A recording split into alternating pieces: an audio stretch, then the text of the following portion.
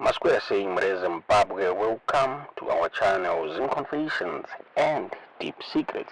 Kana karike kutanga kukuya panino channel, please don't forget to subscribe. Kana uchingwa subscriber, don't forget to comment and share this video. Nasi Zimbabwe takuigirai nyabuditswa na majaira jairos irukunzi Zvakaitika MuPolitburo Meeting yakaitwa nebato reZANU-PF fanzi mamusinaomera mushe president vanga vasiri kufara ne statement rakabudidzwa na Christopher Mutsvangwa about nyaya yema-succession plans yeZANU-PF muZimbabwe.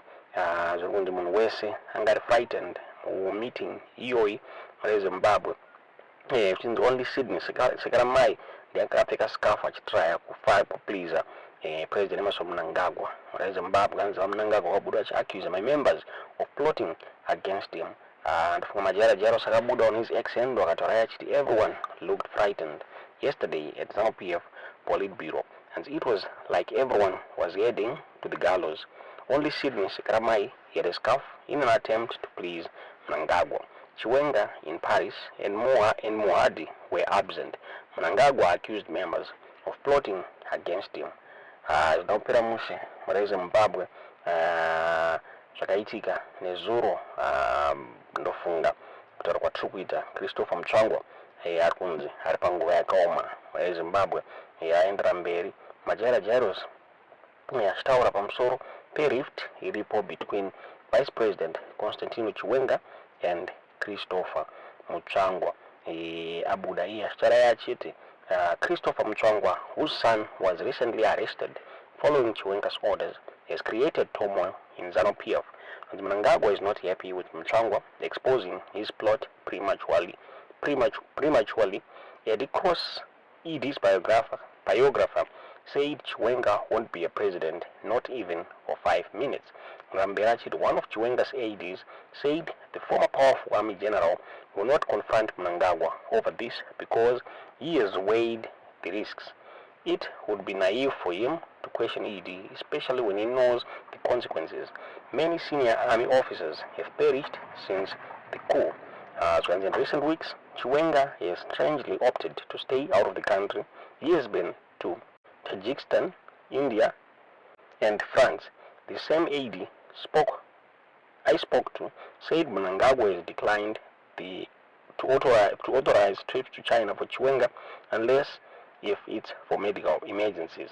Zvabuda zvitaurwa namajaira jairos muZimbabwe zvinoomera mushe ndofunga Christopher Mutsvangwa akabuda achitaura iye pamusoro pema-succession plans eZANU-PF akataura achiti Vice President Constantino Chiwenga havasi anointed kusucceeda Mnangagwa.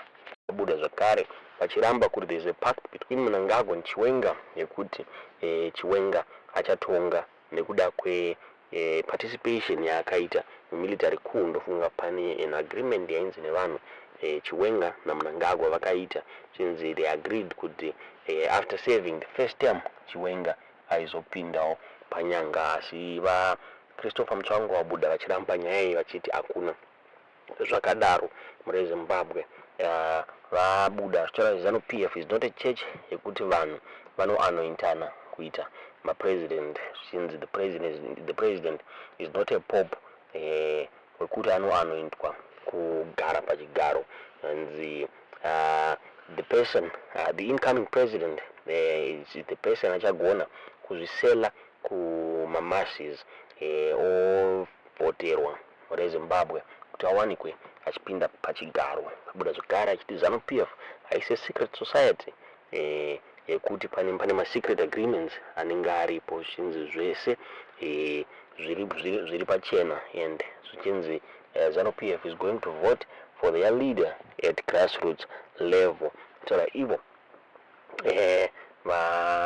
vachiaccusa the general Chiwenga vachiti there is a secret meeting yainzi vanenge vakaita naRobert Mugabe.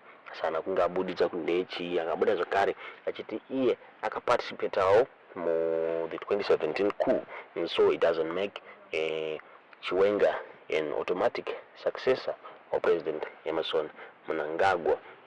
Mutsvangwa abuda zvakare. Mutsvangwa arifungidzirwa kunzi he is one of possible candidates arikukwanisa kusucceed President Emerson Mnangagwa. Nyaya yabudidzwa neZim Live on their website vachitaura vachiti Vice President Constantino Chiwenga is not a show-in to be ZANU-PF's next leader when President Emerson Mnangagwa's second and final term ends in 2018, according to party spokesperson Christopher Mutsvangwa.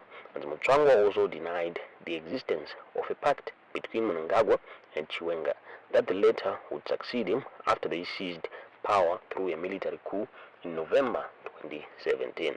And Mnangagwa also cannot endorse anyone to succeed him, Mutsvangwa said in an interview published on Sunday, because ZANU-PF published on Sunday.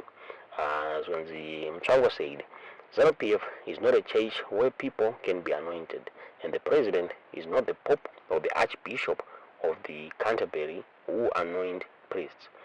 If you think you are worth it, go and sell yourself to the people. If you clamor for anointment by the president, it means you have failed the litmus test of being a ZANU-PF leader, Mutsvangwa told the Standard. The ZANU-PF is not a secret society, and there is no secret agreement on succession. People are going to vote for their leaders from the grassroots. Mutsvangwa is reportedly to quietly harbor ambitions to be the party's next leader, and these pointed comments criticizing Chiwenga's apparent advantage in the race to be the party's next leader will put him in a collision course with the vice president's allies. Mutsvangwa also accused Chiwenga, a retired general, of being a reluctant participant in the 2017 coup that ousted former President Robert Mugabe. And some of us were very involved in this thing in 2017, he said. We know where the allegiances of each and every person lay at that particular time, but we don't mention it.